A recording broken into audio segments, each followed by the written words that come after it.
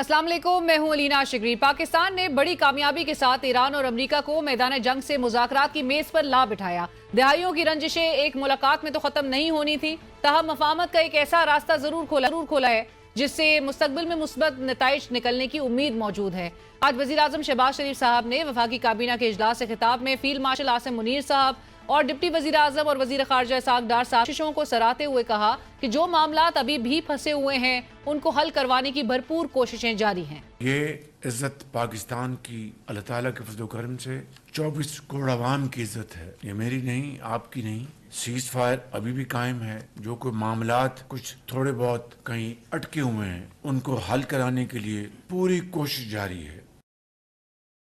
आबनाए Hormuz को खुलवाने के लिए ताकत और सिफारती कोशिशों में नाकामी के बाद अमरीकी सदर डोनाल्ड ट्रंप ने 180 डिग्री का यू टर्न लेते हुए खुद आबनाए हुर्मुज़ की नाकाबंदी कर दी है। अमरीकी सदर ने ट्रूथ सोशल पर पैगाम में कहा कि अमरीकी बहरिया ईरानी बंदरगाहों में दाखिल होने या बाहर जाने वाले जहाज़ों की नाकाबंदी शुरू कर देगी। अमरीकी सदर इस फैसले से उन ममालिक को भी जबरदस्ती घसीट कर जंग में लाने की कोशिश कर रहे हैं जो अब तक गैर जानिबदार हैं और ट्रंप के बार बार दरख्वास्त करने के बावजूद तनाज़े में फरीक नहीं बने। चीन 11% तेल गैस बराह रास्त ईरान से खरीदता है, जबकि उसकी जरूरत का तकरीबन 90% तेल और गैस आबनाए हुर्मुज़ से गुजरता है। जापान और जनूबी कोरिया की 70 और भारत की तकरीबन 40% तेल की सप्लाई आबनाए हुर्मुज़ से आती है। अमरीकी सदर के आबनाए हुर्मुज़ की नाकाबंदी के ऐलान से पाकिस्तान समेत एशियाई स्टॉक मार्केट्स में 1 से 3% कमी, जबकि आलमी मंडी में खाम तेल की कीमतों में 9% इजाफा देखा गया।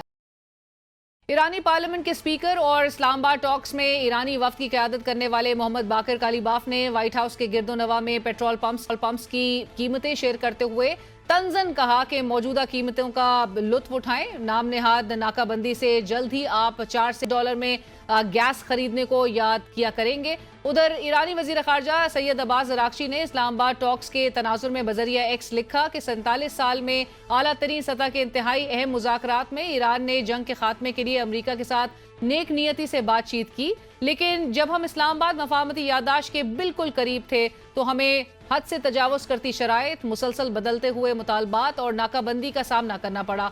कोई सबक नहीं सीखा गया।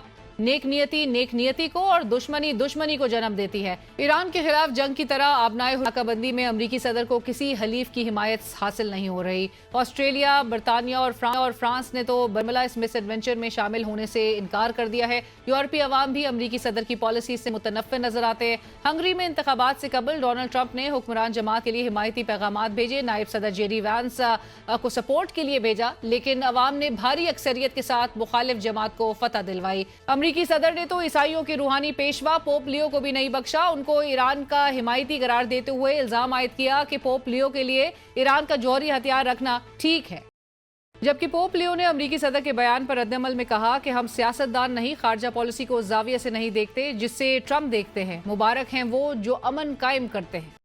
प्रोग्राम में हमें ज्वाइन कर रहे हैं vice admiral retired Khan Hasham बिन सिद्दीक साहब। आप फॉर्मर डिप्लोमेट हैं, पाकिस्तान के एम्बेसडर रहे इन सऊदी अरेबिया। सर अस्सलाम वालेकुम, thank you so much for joining us sir. और हमारे साथ पैनल में मौजूद हैं डॉक्टर फ़ारूक सलीम साहब, सीनियर माहिर माशियात। डॉक्टर साहब अस्सलाम वालेकुम, बहुत शुक्रिया आपने भी प्रोग्राम में ज्वाइन करा और आपसे भी हम ज़रूर जानना चाहेंगे क्योंकि आपने एक तफसीली जो हुर्मुज़ की कंट्रोल से मुतालिक जो आपने ट्वीट किया है उस पर मैं चाहूँगी कि आप ज़रा एलाबोरेट भी करें और हमें ईरानियन पार्लियामेंट के स्पीकर की भी जो उन्होंने आज मैथमेटिकल एक इक्वेशन शेयर की है उसको भी हमें सिंप्लीफाई करके हमारे नाज़रीन को बताएं। बट गुफ्तगू का आगाज़ शाम साहब आपसे, जो इस वक्त सूरत हाल नज़र आ रही है, लाइक आई मेंशन्ड के series of tweets and social media post और statements coming in, how would you decode this sir, and specially prime minister Shahbaz शरीफ साहब जब वो ये कहते हैं कि मामलात को हल करने के लिए या कराने के लिए पूरी कोशिशें जारी हैं इस वक्त, एट द सेम टाइम जो यूएस नेवी है वो ब्लॉकेड की तरफ अमरीकी सदर ने अब अहकामात भी जारी किए हुए हैं, कैसे देख रहे हैं आप?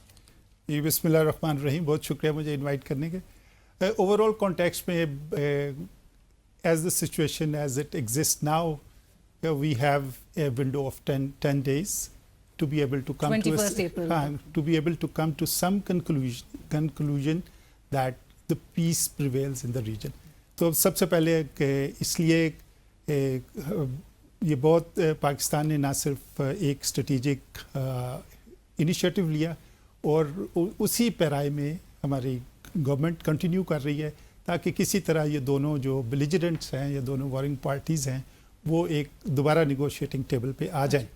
اوور آل کانٹیکسٹ میں there were no winners in this. If anything, Iran, because of its courage, bravery, وہ ایک ایگزسٹینشیل تھریٹ جو تھی وہ اس کو withstand کیا. اس لیے وہ چاہتے ہیں کہ اس اپرچونٹی کو وہ اپنے تمام جو معاملات ہیں ایک کمپریہنسو طریقے سے حل کر سکیں. سر آپ نے جیسا کہا کہ کسی کے لیے اگر ون اوور آل نہیں تھی تو اسٹیل میٹ تھا. In a way yes, the strategic objective set forth جو کہ ہم اسیس کرتے ہیں یو ایس کے یا اسرائیل کے, وہ پوری طرح میٹ نہیں ہوئے. تو دیٹس وائی یو سی کہ there are number of actions جو ابھی پریزیڈنٹ ٹرمپ لے رہے ہیں, جو نمبر آف ٹویٹس کر رہے ہیں, کبھی وہ سویلائزیشن کو ڈسٹرکشن کی بات کر رہے ہیں, کبھی ابھی بلاکیڈ پہ. جو بلاکیڈ ہے ایک ٹریڈیشنل نیول اسٹریٹجی کا پارٹ ہے. یہ 1982 میں فاکلینڈ وارز میں ایک پیسیفک بلاکیڈ یو کے نے ڈکلیئر کیا. دونوں گلف وارز میں یو ایس اور کولیشن فورسز نے جو ہے عراق کا بلاکیڈ ڈکلیئر کیا. Blockade as per law it is an act of war.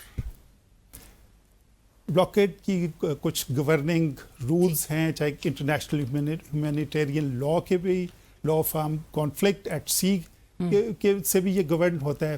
It has to be declared, it has to be applied to belligerent اور neutrals کو وہ کیا کہتے ہیں سیف پیسیج کا حاصل ہوتا ہے. It has to be declared, time space, اور یہ سارا کچھ ہوتا ہے. اور یہ امپارشلی اپلائی ہونا چاہیے سب کے اوپر. تو میرا اپنا خیال ہے کہ جہاں پوری دنیا چاہ رہی ہے کہ strait of Hormuz free flow of oil کے لیے اور فری فلو آف ٹریڈ کے لیے وہ قائم رہے, U S has found has gone one notch higher. وہ اس جو کہ پوری دنیا کی اکانومی کے لیے ضروری ہے اس کو بلاکیڈ کرنے چلا ہے. ویدر یہ بلاکیڈ وہ کر سکتا ہے نہیں کر سکتا, یہ ایک we can discuss if you want. Right doctor صاحب ذرا سمجھائیے گا, آپ نے اپنی ٹویٹ پہ بھی مینشن کیا کہ nuclear capability is the headline but Hormuz is the balance sheet. ذرا اس کو ایکسپلین کیجیے گا ڈاکٹر صاحب. میں چاہوں گی کہ اس دونوں جو جس طرح ششاب صاحب بھی کہہ رہے ہیں کہ بلیجرنٹس جو ہے وہ ایک دوسرے کے اوپر ایک پریشر استعمال کرنے کی کوشش کر رہے ہیں, and Hormuz perhaps is a huge ایک strategic deterrent for Iran now, and it knows کہ وہ کبھی بھی بند کر سکتا ہے, کبھی بھی کھول سکتا ہے. سو کتنا کوئی امپیکٹ کریٹ ہونے لگ رہا ہے اور کب تک یہ ہارمز کو ایز اے ٹول استعمال کر سکے گا ایران؟ جی لینا تھینک یو. دیکھیے پہلی چیز تو یہ ہے کہ یہ 3 جنگیں اکٹھی چل رہی ہیں. ایک فوجی ہتھیاروں سے لڑی جا رہی ہے, اس میں بیلسٹک میسائلز آ جاتے ہیں, اس میں ناکہ بندی آ جاتی ہے, اس میں آپ کی جو ویسلز آ جاتی ہیں, ڈسٹرائرز آ جاتے ہیں. تو ایک تو جنگی ہتھیاروں سے, فوجی ہتھیاروں سے جنگ لڑی جا رہی. دوسری اس کے ساتھ ساتھ جنگ چل رہی ہے جس کو میں کہوں گا کہ وہ سیاسی جنگ. اور تیسری جنگ جو باقی 2 جنگوں کے ساتھ ساتھ چل رہی ہے وہ ہے معاشی جنگ. تو یہ تینوں جنگیں جو ہیں یہ اکٹھی جو ہیں وہ لڑی جا رہی ہیں, اور دونوں حریف جو ہیں ان کے اوپر میں سمجھتا ہوں کہ بے تحاشا پریشر ہے جنگ بندی کا. ایران قطعاً یہ نہیں چاہے گا کہ اس کے شہروں کے اوپر دوبارہ سے بمباری شروع ہو جائے. امریکہ قطعاً یہ نہیں چاہے گا کہ تیل کی مارکیٹ جو ہے وہ کوئی $150 پہ پہنچ جائے. اسی طرح جو سیاسی ونڈو ہے وہ امریکہ کے اوپر یہ ہے کہ نومبر میں ان کے جو مڈ ٹرم الیکشنز آنے والے ہیں, اور ٹرمپ نے اس جنگ سے نکل کے پھر وہ ایک پیوٹ لینا ہے امریکہ کے اندر ووٹ حاصل کرنے کا. یہی سیاسی پریشر جو ہیں وہ ایران کے اندر بھی موجود ہیں. وہاں پہ معاشی حالات آپ سمجھیے کہ 40 سے 45% کی جو انفلیشن ریٹ چل رہی ہے ایران کے اندر اس وقت. آپ سوچئے کہ پاکستان میں 6-7% ہوتی ہے تو ہماری چیخیں نکل جاتی ہیں. بالکل. تو پریشر دونوں طرف جو ہیں وہ بے تحاشا ہیں. اگر فوکس کر لیں جو معاشی جنگ چل رہی ہے, یہ اب فوکس ہو گیا ہے اس کا ہرموز کے کنٹرول کے اوپر. ایران نے کنٹرول کر لیا تھا ہرموز کو, اب امریکہ اس کو کنٹرول کرنا چاہ رہا ہے. اور یہ صرف اس میں تیل کا معاملہ نہیں. دیکھیے تیل تقریباً کہا جاتا ہے کہ 1/5 آف گلوبل ٹریڈ, کوئی 2 کروڑ بیرل روزانہ کا وہاں سے گزرتا ہے, اور وہ سمجھ لیجیے کہ تقریباً $2 بلین کی وہ ٹرانزیکشن ہے تیل کی. تیل کے علاوہ فرٹیلائزر یہاں سے گزرتا ہے. تقریباً 16 ملین ٹن سالانہ یہاں سے فرٹیلائزر گزر رہا ہے, جس کا مطلب یہ ہے کہ اگر کھاد نہیں گزرے گی تو پھر خوراک نہیں اگا پائیں گے. تو پہلا تیل تھا, پھر خوراک کا معاملہ ہے, پھر اس کے ساتھ سلفر کا معاملہ ہے, پھر امونیا کا معاملہ ہے, پھر ہیلیم کا معاملہ ہے. اب ہیلیم سے آپ سوچئے کہ جو MRI کی مشینیں ہیں جو ہسپتالوں میں استعمال کی جاتی ہیں, ان کو ہیلیم چاہیے. تو آپ سوچئے کہ یہ شروع ہوتا تھا تیل سے, پھر یہ جاتا ہے فرٹیلائزر پہ, پھر یہ سلفر پہ, پھر امونیا پہ, پھر ہیلیم پہ, خوراک آ جاتی ہے, الیکٹرانکس آ جاتی ہیں. اس کا میں سمجھتا ہوں کہ ہمیں احساس ہی نہیں تھا کہ ہرمز کے اوپر تقریباً every aspect of human life depend on Hormuz. دیکھیے انسانی تاریخ میں ہرمز کبھی بھی مکمل طور پہ بند نہیں ہوئی. رائٹ, بٹ ڈاکٹر صاحب میں یہ بھی میں ضرور آپ سے جاننا چاہوں گی بیفور آئی گو ٹو شام صاحب کہ چین جو, اور آپ نے جس طرح سے کہا کہ یہ جو $2 بلین تک کی جو آئل کی ترسیل ہے جس میں چین بھی شامل, اور چین کھل کے اس کی مخالفت کر رہے ہیں اس آبنائے ہرمز کی ناکہ بندی کی. وہ کہتا ہے کہ جو ایران کے ساتھ ان کے تجارتی جو معاہدے ہیں, ساتھ ساتھ وہ جو روٹس ہے اس کے علاوہ ہرمز کے علاوہ بھی وہ وہاں پر استعمال کر رہا ہے. سو اس پوری صورتحال میں آپ کیا فورسی کر رہے ہیں؟ آپ کو لگ رہا ہے کہ چین اور امریکہ کے درمیان اب اس اسٹریٹ آف ہرمز کے معاملے پر ایک اکنامک ایک وار جو ہے وہ چھڑنے لگی ہے؟ دیکھیے دو چیزیں ہوئی ہیں اسٹریٹ آف ہرمز کے حوالے سے. ایک تو یہ ہوا کہ جو 20 ملین بیرل تیل یہاں سے گزرتا تھا, جب ایران نے اپنا فائنل پتہ کھیل دیا ہے تو پھر جو باقی ایکٹرز ہیں اس ایریا میں انہوں نے اس کے متبادل ڈھونڈنے شروع کر دی. اب ایک پائپ لائن جو آلریڈی ایگزسٹ کرتی ہے جو ایپکیک ٹرمینل ہے سعودی عربیہ کا, وہ وہاں سے جاتی ہے اور وہ کھلتی ہے ریڈ سی میں ایک یامبو پورٹ. جو میں نے کل چیک کیا وہ تقریباً 7 ملین بیرل تیل اس کے تھرو وہ منتقل کر رہے ہیں. وہ جنگ سے پہلے کوئی 10 ملین تھے, تو آپ سوچئے کہ اسٹریٹ آف ہرمز سعودی عربیہ کے لیے جو ہے وہ تقریباً اس کی 70% جو امپورٹنس ہے وہ کم ہو گئی کیونکہ وہ پائپ لائن میں چلے گئے ہیں. اسی طرح جو UAE ہے وہ تقریباً 1.8 ملین بیرل تیل جو ان کی فجیرہ کی پائپ لائن ہے وہ وہاں سے گزار رہے ہیں. تو تیل کے حوالے سے تو جو ہرمز کی اہمیت ہے, جو امپورٹنس ہے, وہ کافی کم ہو رہی.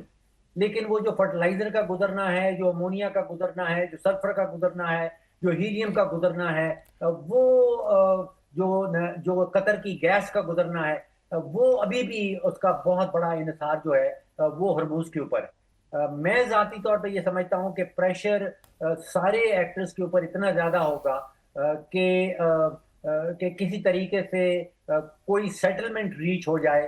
جو انٹرنیشنل واٹرز ہیں اس میں نہ امریکہ ناکہ بندی کرے نہ ایران ناکہ بندی کرے.